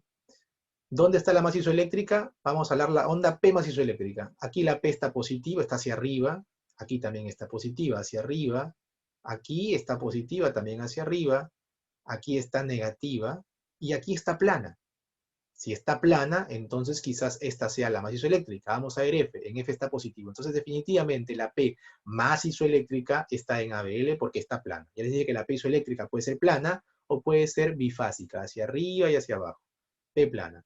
Si la P isoeléctrica está plana en L, quiere decir que el ángulo está por acá. ¿Cuál era el ángulo que le correspondía a R? 90, 30, 30, 60, 60. ¿Ah? Signo más, menos, más, menos, más. Puede ser entonces más 60 o puede ser menos 120, porque 120 es un suplementario de 60, con signo cambiado. O es más 60 o es menos 120. Ahora, ¿qué hago? Me fijo cómo está la onda P en 1. ¿Cómo está la onda P en 1? Positivo, entonces tomo el primer valor, más 60. En el caso del QRS, ¿cuál es el QRS más isoeléctrico? A ver, acá, me parece también igual, que en ABL es el QRS más isoeléctrico. Nuevamente, ¿cuáles son los ángulos que corresponden si estuviera en ABL? 90, 30, 30, 60, 60. Más, menos, más, menos, más. Más 60 o menos 120. ¿Cómo está el QRS? En 1. El QRS en 1 está positivo. ¿Ah? Entonces me quedo con más 60. Y lo mismo con la onda T. La onda T más isoeléctrica está en ABL porque en las demás están positivas y negativa en R, o sea, está en ABL la más isoeléctrica, también igual me quedaré seguramente con más 60 porque la onda T también es positivo en 1. Entonces así se hallan los ángulos de la onda P, del QRS y de la onda T. Quizás no sé si por acá tengo otro electro. No.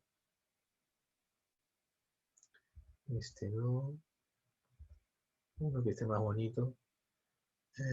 No, acá no tengo frontales. Bueno, vamos a ver este electro de acá. Onda P. Onda P positiva aquí, positiva acá. Aquí también está positiva, pero más chiquita. Aquí está negativa. En L nuevamente vemos la onda P plana. Entonces, nuevamente si está en L, ya sabemos, 90, 30, 30, 60, 60. Más 60 o menos 120. ¿Cómo está la P en 1? Positivo en 1. Entonces es más 60. ¿Dónde está el QRS más isoeléctrico? QRS aquí, acá, acá. Aquí en ABR está el QRS más isoeléctrico. ¿Sí? Entonces, ¿cuál es el ángulo en ABR? 90, 30, 30, 60. Más, menos, más, menos. Entonces tengo dos posibilidades, o que sea menos 60 o el suplementario con signo distinto, o más 120. ¿Cómo está el QRS en 1? El QRS en 1 está positivo, entonces me quedo con el valor de arriba, menos 60. ¿Y qué les dije del ángulo del QRS? El ángulo del QRS iba de menos 30 hasta más 110, y ese ángulo está en menos 60. Entonces, cuando el ángulo está más allá de menos 30 hacia la izquierda, yo digo que es muy probable que pueda haber un hemibloqueo anterior, porque los hemibloqueos anteriores son los que te desvían el eje hacia la izquierda. Entonces, si yo tengo en este electro un ángulo del QRS en menos 60, yo tengo que ver si eso está desviado porque hay un hemibloqueo anterior. Y para confirmar si hay un hemibloqueo anterior, tengo que evaluar tres derivaciones. 1, derivación 2 y derivación 3.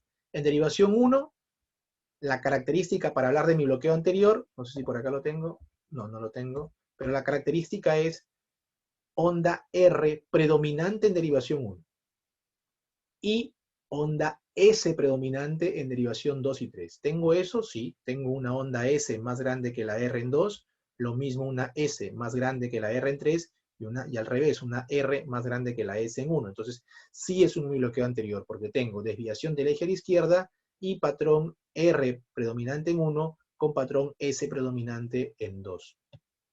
Y al contrario, en el bloqueo posterior lo tengo al revés. El eje ya no se desviará a la izquierda, sino se va a desviar hacia la derecha, generalmente más allá de más 110. Vamos a ver acá. Tenemos un bloqueo de rama derecha, ensanchamiento de la onda S en derivación 1, patrón RSR en derivación B1, y el QRS está ancho, si lo medimos acá está casi en 3 cuadraditos, 0.12, QRS ancho, con patrón S empastado con RSR, bloqueo completo de rama derecha. Vamos a ver ahora el ángulo. ¿Dónde está el QRS isoeléctrico? Aquí en 1 parece que está isoeléctrico, en 2 está positivo, en 3 positivo, en R también parece medio isoeléctrico, en L ¿no? Parece un poco más negativo, y en F está más positivo. ¿Ya? Entonces podemos tomar o en 1 o en R. Vamos a ver si estuviera en 1. Si estuviera en 1, ¿cuál sería el ángulo? En 1 teníamos 90, más 90, y la otra posibilidad sería menos 90. ¿No? Entonces, en el caso de 1, y qué bueno que cayó este electrocardiograma, en el caso de 1 no lo puedo comparar con 1. Entonces, solo cuando la isoeléctrica caiga en la derivada 1, lo voy a comparar con F. ¿Sí? Entonces voy a ver cómo está mi QRS en F. Está positivo, entonces me quedaré con el valor de arriba, más 90. ¿Sí? Entonces, como la isoeléctrica está en 1, tengo dos posibilidades, o que es más 90 o menos 90. Como está en F, en este caso, en F estaba positivo el QRS. ¿Sí? En F está positivo, o sea, onda R predominante, entonces tomaré el valor de arriba, más 90. Pero les dije que no parecía solamente en 1, también parecía que estuviera en R, la isoeléctrica. Si estuviera en R, ¿cuál sería el valor? Sería 90, 30, 30, 60, 60, más, menos. Aquí tengo dos posibilidades, que sea menos 60 o que sea más 120. ¿Qué hago? Miraba el QRS en 1. ¿Cómo está el QRS en 1? Y el QRS en 1 parece un poquito más negativo que positivo. Entonces me quedo con el valor de abajo, más 120. Entonces yo digo, si estuviera en ABR la isoeléctrica sería más 120. Si estuviera en 1 sería más 90. Puedo en esos casos, cuando el QRS isoeléctrico parece estar entre dos derivadas, puedo hallar la bisectriz. ¿Cuál sería la bisectriz de 90 y 120? Sería más o menos más 105 grados. Y ustedes ven, ¿no? Hay una ligera desviación del eje a la derecha. Quizás no cumple completamente con un hemibloqueo posterior, porque el hemibloqueo posterior es más allá de más 110, pero está cerca, ¿no? Y una de las características del hemibloqueo posterior, además de que te desvíe el eje a la derecha, es que el patrón QRS va a ser inverso al del hemibloqueo anterior. Es decir, en el anterior tenemos onda R predominante en 1, en el posterior tendremos onda S predominante en 1, al revés. Y si teníamos onda S predominante en 2 y 3, ahora vamos a tener onda R predominante en 2 y 3. Es al revés. Entonces, en mi bloqueo anterior, desviación del eje a la izquierda más allá de menos 30 con este patrón. En mi bloqueo posterior, desviación del eje a la derecha más allá de más 110 con patrón invertido. R predominante en 2 y 3 con S predominante en 1. ¿Sí? Y ya tenemos también diagnóstico de mi bloqueo anterior o posterior. Ya podemos hacer encontrando alteraciones de los ángulos. Bueno, hasta aquí termina la interpretación cuantitativa del electrocardiograma. ¿Sí? ¿Para qué como les decía, a veces para hipertrofia, y cuando veamos hipertrofia, uno de los criterios para hipertrofia es la desviación de los ejes, ¿no? Hacia la derecha o hacia la izquierda, para dar de hipertrofia izquierda o derecha respectivamente. Ahora viene luego la evaluación cualitativa. Ya hemos visto las mediciones y ahora vamos a ver la morfología de las ondas. La onda P, comencemos con la onda P. La onda P nos puede traducir o crecimiento auricular derecho o crecimiento auricular izquierdo, porque la onda P es una onda de despolarización auricular. ¿Sí? Entonces, ¿cuáles son las características de una despolarización auricular alterada por un crecimiento auricular derecho? ¿No? Acá tenemos un crecimiento derecho, un eje, un vector que está desplazado a la derecha. Entonces, por ejemplo, en el caso de crecimiento auricular derecho, el eje va a estar un poquito desplazado a la derecha. Aquí vemos, por ejemplo, el eje a la derecha, más o menos en más 75 grados hacia adelante, más 80, más 90 grados. Eso es un criterio. Otro criterio de crecimiento derecho es la famosa P picuda o P pulmonar en derivación 2. ¿Cuánto mide la P normalmente en amplitud o en voltaje mide aproximadamente 2.5 cuadraditos de alto, o en voltaje, si queremos llamarlo, 0.25 milivoltios, ¿sí? Entonces, si tengo una onda P que es alta, que mide más de 2.5 cuadraditos de alto, y con el eje de la onda P desviado hacia la derecha, yo digo, acá ya tengo dos criterios de crecimiento derecho. Y si además de ello evalúo la derivación B1, como vemos acá, y encuentro que mi onda P es muy positiva en B1, porque lo normal es que sea bifásica, pero es una bifásica medio chata, medio plana. Pero si yo encuentro que es una bifásica, pero con un componente positivo bien alto, digo, no, aquí ya tengo tres componentes. Onda P bifásica en uno, pero con un componente positivo predominante. Onda P alta en derivación 2 y con un ángulo desviado hacia la derecha. Entonces ya tengo tres criterios y con seguridad podría decir, aquí tengo signos de crecimiento auricular derecho. Para el caso de crecimiento izquierdo, ¿no? Ya no vamos a tener un aumento en la amplitud, sino un aumento en la duración, la onda P ancha en derivación 2, ¿no? Y medio mellada incluso a veces. ¿Cuánto mide en duración la onda P normal? 2.5 cuadrados. Entonces la onda P mide 2.5 cuadrados de ancho, 2.5 cuadrados de alto. Si la onda P mide más de 2.5 cuadrados de ancho, digo, esta onda P está ancha. Y eso es un primer signo de crecimiento auricular izquierdo. Igual, en cuanto al ángulo.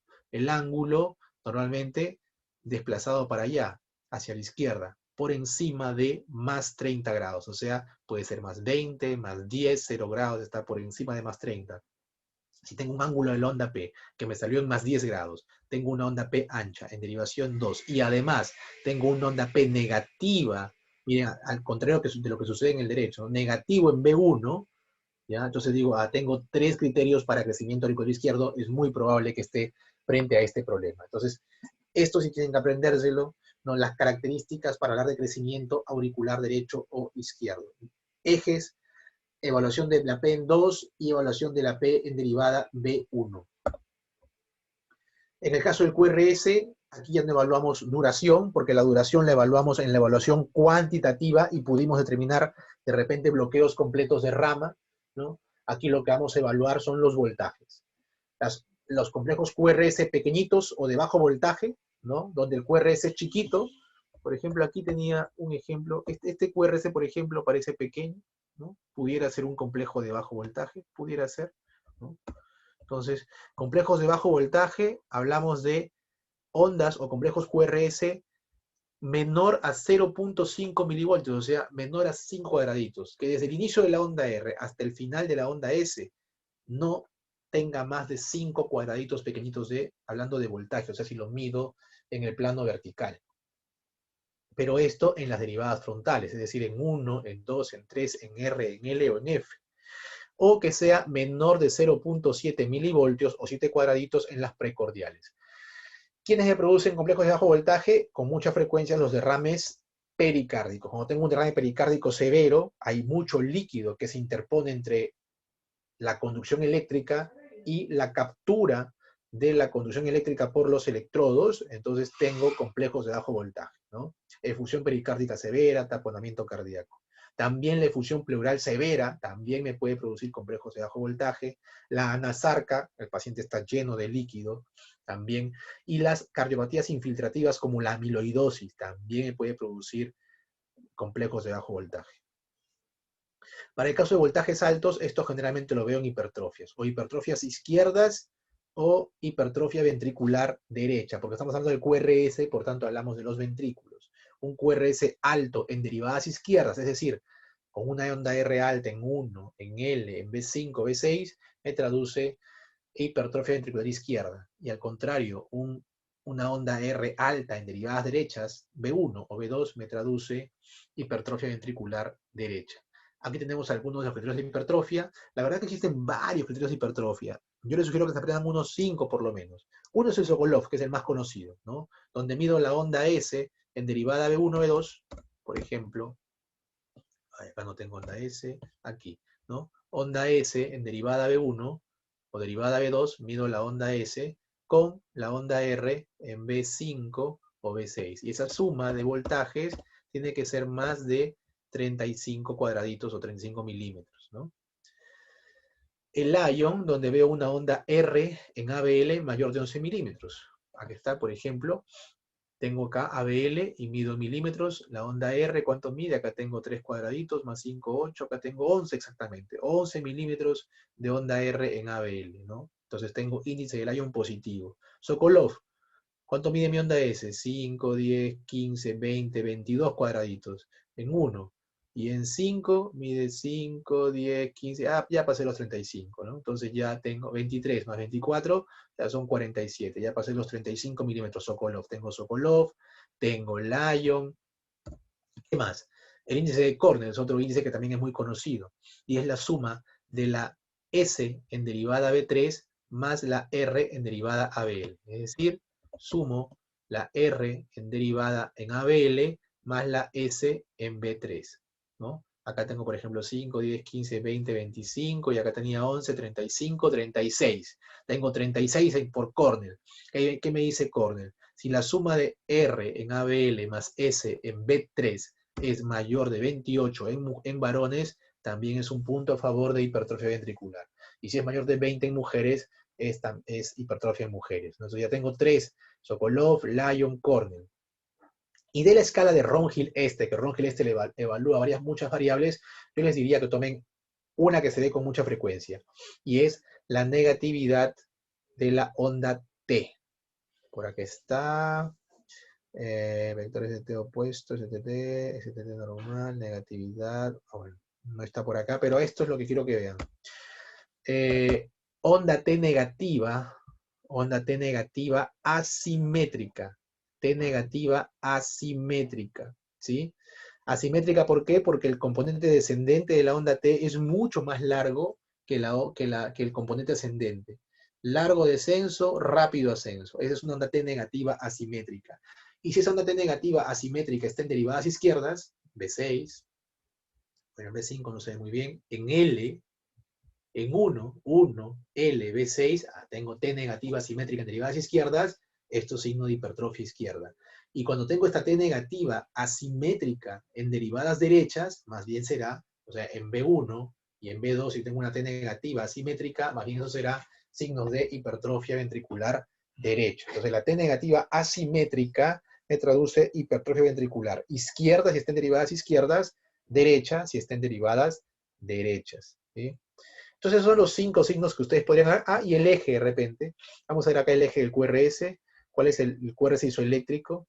El QRS isoeléctrico está 1 positivo, 2 positivo, en 3. Aquí está el isoeléctrico, en derivación 3.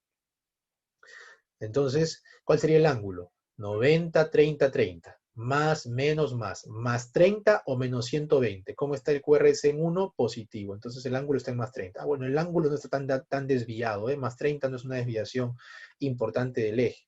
Así que no tenemos ese criterio del eje, pero sí tenemos otros más que nos pueden hablar de hipertrofia ventricular izquierda. Y para el caso de derecho, también tenemos un Sokolov derecho. El Sokolov derecho mide al revés. Medíamos en el izquierdo la S en 1 con la R en 5, 6. Aquí vamos a venir al revés. La R en 1 con la S en 5, 6. ¿no? R en 1 con la S en B5 o B6. Y esa suma debe ser mayor a 10.5 milímetros. Otro criterio, que la relación RS sea mayor a 1. Y acá tenemos una relación RS mucho mayor a 1 en derivación derecha, o B1 o B2. ¿Qué más? Esto de tiempo de flexión intrinsecoide, no se haga mucha bola, se refiere simplemente a lo que les decía en un comienzo, ¿no? El QRS es normalmente hasta 0.10, pero puede estar a veces entre 0.10 y 0.12, ¿ya? Y decía yo que cuando estaba entre 0.10 y 0.12 no estaba ancho, pero sí se podía hablar de un trastorno de la conducción intraventricular. Bueno, cuando nosotros vemos un trastorno de la conducción, o sea, una onda R medio ancha en derivadas derechas, como aquí en B1, y B2 una onda R que parece medio ancha, que no se ve normal, porque lo normal es que esto se vea así. Voy a regresar rápido acá, perdón. Lo normal que podemos ver en un electro normal. Miren cómo está en B1, miren cómo está bien dibujadito el complejo QRS. Esto es un QRS angosto, así yo no tengo ni que medirlo, yo sé que esto es un QRS angosto, pero mire cómo rápidamente cambia la morfología del QRS aquí. Esto ya no es un QRS angosto, es un QRS que está medio aberrante, entonces está medio ancho incluso, así a simple vista. Entonces a eso me refiero con trastorno de la conducción intraventricular, y eso es a lo que se refiere con el tiempo de flexión intrínsecoide, aumentado, que me da un QRS que no está ancho, pero que sí ya perdió su morfología habitual. Entonces, si eso yo lo veo en derivadas derechas, digo, ah, bueno, eso también pinta más para una hipertrofia derecha. La depresión e inversión del ST, lo que les decía, la onda T invertida en B1 en derivadas derechas, ¿no? Como acá, onda T negativa. Bueno, esta T negativa está medio simétrica, más que asimétrica. Esto más bien sería una T asimétrica, pero bueno, ¿no? Entonces, si tuviéramos una T asimétrica en derivadas derechas, también podríamos hablar de hipertrofia ventricular derecha. Y por último, el eje, ¿no? El eje desviado a la derecha. Vamos a ver el QRS, aquí está. El eje del QRS está acá. Aquí sí está en más 90 grados, ¿no? Entonces está un poquito desviado hacia la derecha. Entonces sí, es un electro con signos de hipertrofia ventricular derecha. Luego del QRS, ya en lo que respecta a la evaluación cualitativa, evaluamos el ST. El STT, ¿no? Y aquí vamos a ver básicamente dos cosas, o elevación o depresión del ST. No voy a leer esto de aquí, lo que quiero que vean es esto, ¿no? Aquí tenemos, por ejemplo, primero, unas ondas T negativas. Les dije que las ondas T negativas pueden ser asimétricas, como esta de acá, habían descendente y ascendente. Esto es por hipertrofia, ¿no? Pueden ser negativas asimétricas, o también pueden ser negativas, pero simétricas. Esta es una onda T negativa simétrica, ¿ven? Aquí también se ve negativa simétrica. Miren la diferencia entre esta onda T y esta otra onda T. Esta primera de acá, T negativa asimétrica, recuérdenlo bien, por hipertrofia ventricular. Esta T negativa simétrica es por isquemia. Entonces, si yo veo este electro, digo, este es un paciente con hipertrofia ventricular, y como la simetría está en derivadas izquierdas, esto es una hipertrofia ventricular izquierda. Y esto de acá, estas son T negativas simétricas. Estas son T negativas simétricas, por acá hay un electro de un paciente con una probable cardiopatía isquémica, ¿ya? Entonces recuerden, T negativas simétricas para isquemia, T negativas asimétricas para hipertrofia. ¿Sí? Aquí también tenemos otras T negativas, simétricas y muy profundas. Este electro lo puse a propósito porque en este caso, cuando son las T negativas así muy profundas, ustedes comparen esta onda T de acá, estas ondas de aquí, que no son tan profundas, ¿sí? Con estas otras ondas de acá que son súper profundas, ¿sí? Cuando tenemos T negativas muy profundas, así como estas sí ya a veces pueden corresponder a la cardiomiopatía hipertrófica. Ya no hablamos de una hipertrofia común y silvestre como podría ocurrir en un paciente hipertenso, no. Aquí estamos hablando de un paciente que tiene un problema genético, ¿no? Que puede estar asociado a una cardiomiopatía hipertrófica. Y sabemos que hacer un diagnóstico de cardiomiopatía hipertrófica es esencial y es urgente porque estos pacientes pueden hacer muerte súbita, ¿no? Que es una causa frecuente de muerte, por ejemplo, en muchos deportistas, ¿sí? Entonces, es un electro típico de cardiomiopatía hipertrófica, T negativas, simétricas y muy profundas. Deben haber ustedes escuchado hablar de los digitálicos y la famosa cubeta digitálica. Esta es la cubeta digitálica que parece una T negativa asimétrica también, ¿sí?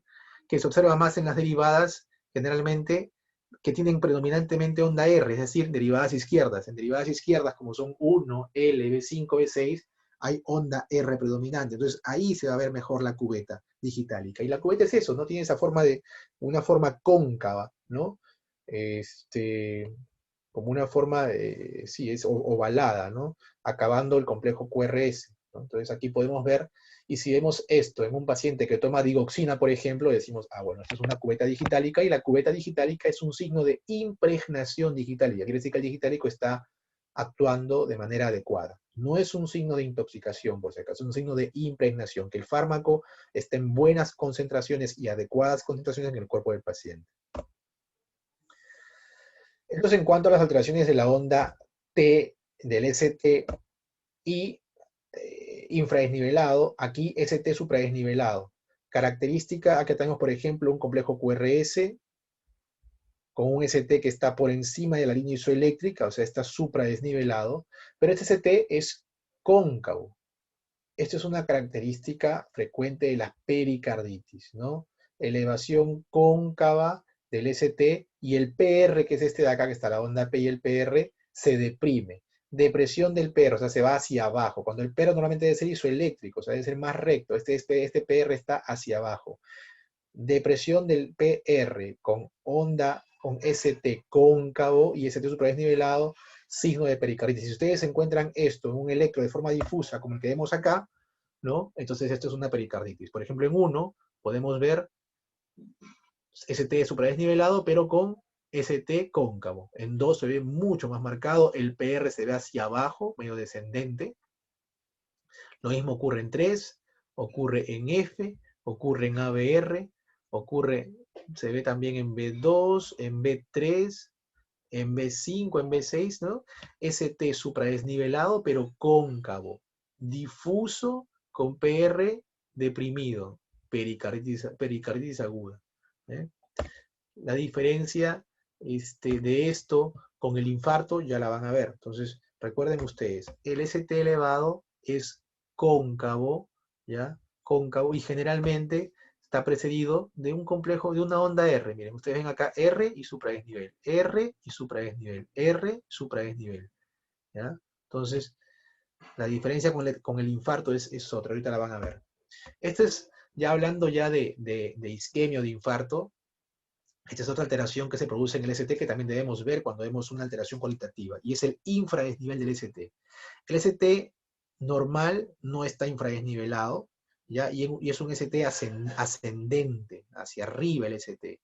Cuando el ST se hace recto y cae por encima de la línea isoeléctrica, o cuando se hace descendente, estas dos alteraciones, y esto mírenlo bien, son muy típicos de un infarto ST no elevado. Como acá, por ejemplo, miren, en B5, en B6, ST infradesnivelado con onda, con un segmento ST descendente, ST descendente. Aquí el ST también está infradesnivelado, pero con un ST recto. Esto es muy típico de un paciente con un síndrome coronario agudo, ST no elevado, y probablemente sea un infarto ST no elevado, porque esto es muy característico de un infarto. Entonces, vean esa imagen, infradesnivel recto o descendente. El que es infradesnivel ascendente, ese más bien no está muy asociado, o no está muy asociado a un síndrome coronario agudo. ¿Ya? Y para el caso del supradesnivel, lo que les decía, miren cómo es el supradesnivel que arranca con una onda Q. Generalmente Q y la onda R ni se ve mucho. ¿Por qué? Porque el ST está muy supradesnivelado. Y aunque aquí este ST está cóncavo, digamos, lo más frecuente es que el ST sea al revés, convexo, ¿eh? Con la curva hacia arriba y no hacia abajo. ¿Sí? Pero ya el hecho de que haya presencia de onda Q inicial ya me está diciendo que aquí hay probablemente un síndrome coronario agudo ST elevado, ¿no? Y por localización estamos en derivación 2, en derivación 3, ¿no? En derivación F, cara inferior, infarto ST elevado de la cara inferior. Y como les dije en un comienzo, los infartos inferiores van de la mano con los infartos del lado derecho. Le tomas un B3R y B4R y vemos un ligero supradesnivel que se ve más en B5R y en B6R.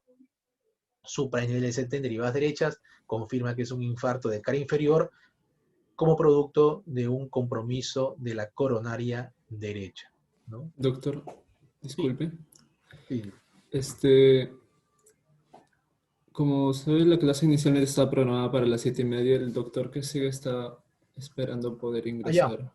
Ok, Sí, entonces aquí termino con la parte de isquemia nada más, y ya no voy a seguir con lo otro. Entonces, solo para terminar de isquemia y para hablar de enzimas cardíacas. Entonces, esas son las características de la elevación del ST y el infradesnivel que me traducen infartos, ¿ya? Y hablando de infartos, ya no voy a hablar de esto, que es un problema especial. Y hablando de infartos, quería un poquito de enzimas, ya que también me pidieron que hable de enzimas cardíacas, esto es rapidito, ¿no? Para hacer diagnóstico de infarto, hoy por hoy, ya no se está pidiendo mucho las troponinas que se pedían antes convencionalmente. ¿Por qué? Porque las troponinas demoran mucho tiempo en elevarse, demoran en promedio 6 horas, y 6 horas en un paciente que está cursando con un infarto es mucho tiempo para nosotros.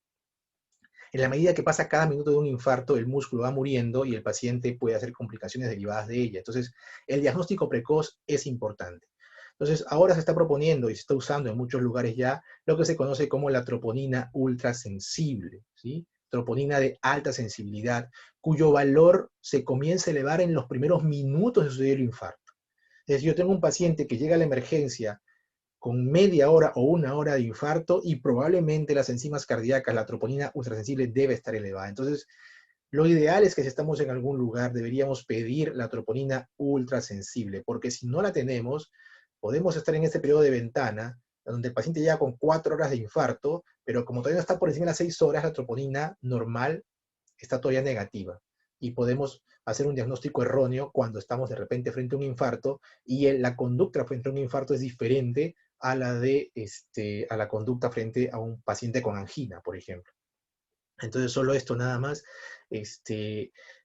Traten de pedir ahora troponina ultrasensible, ya no la troponina normal. El CPK, la verdad que para nosotros, para infarto agudo, no nos sirve mucho. Donde el CPK-MB nos sirve es en los reinfartos. Tengo un paciente con troponina elevada, diagnostiqué de infarto, pero los 3-4 días hace un dolor torácico. Entonces yo no le voy a pedir troponina porque la troponina se mantiene elevada más o menos un promedio de 10 o 14 días, ¿sí? En cambio, la CPKMB a partir del tercer día ya comienza a caer. Entonces yo tengo un paciente con 4 días de infarto y de pronto hace un CPKMB nuevamente elevado, un pico de CPKMB, yo digo, este paciente sí se está reinfartando. Entonces el CPKMB nos sirve más para seguimiento o para diagnóstico de reinfarto, no para infarto de miocardio. Para infarto son las troponinas o la troponina ultrasensible en el mejor de los casos. No, nada más eso, ya no voy a prolongarme, la verdad que esto era bastante largo. Espero que hasta aquí donde hemos llegado pues hayan aprendido un poco de electrocardiografía y bueno, gracias por la atención. Ok. Hola. Doctor, muchísimas gracias. Ok, ya.